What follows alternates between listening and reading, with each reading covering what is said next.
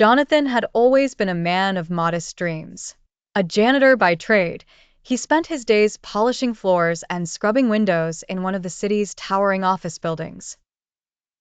At 64 years of age, he had grown accustomed to the rhythm of his life, moving silently from room to room, accompanied only by the squeak of his cart's wheels and the distant hum of the corporate hustle above. Each evening, Jonathan took pride in his work. He relished the moment when the streaked windows revealed the city's skyline, reflections of golden sunsets casting warmth across the boardrooms he knew so well.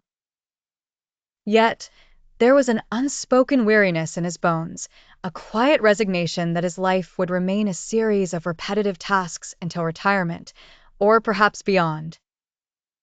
It was a particularly late night when Jonathan discovered the truth about his inheritance.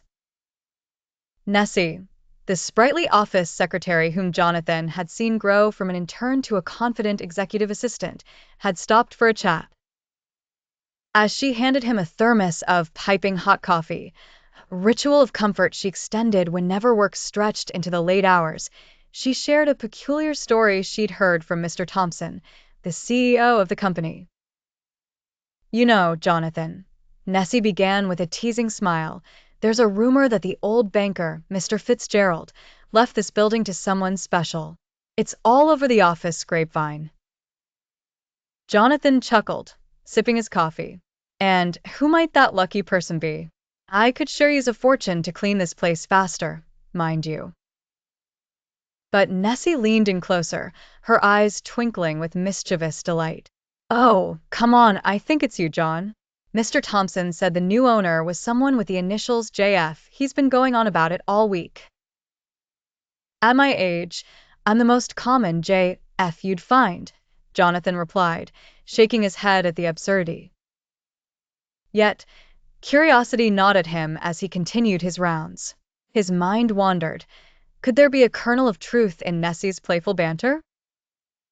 Mr. Fitzgerald had indeed been a reclusive figure known for his generous, albeit eccentric, philanthropy. The pieces, though fragmented, seemed tantalizingly close.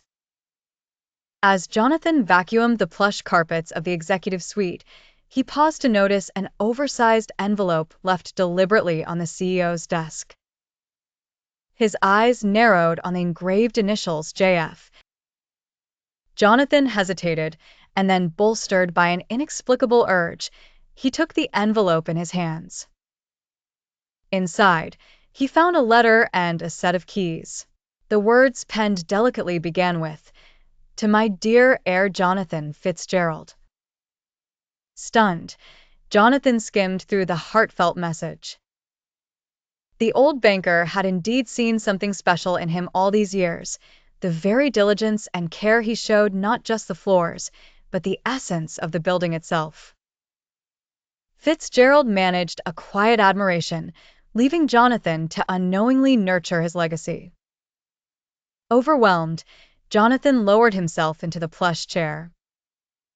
The building was his.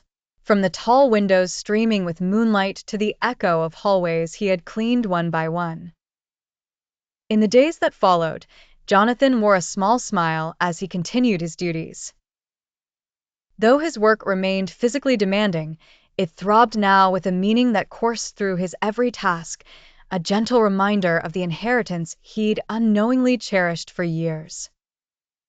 And while Jonathan would remain the same diligent janitor outwardly, the quiet reserve of his new role brought warmth to his heart, changing how he viewed every sweep, every polish, and every sunset falling on his city.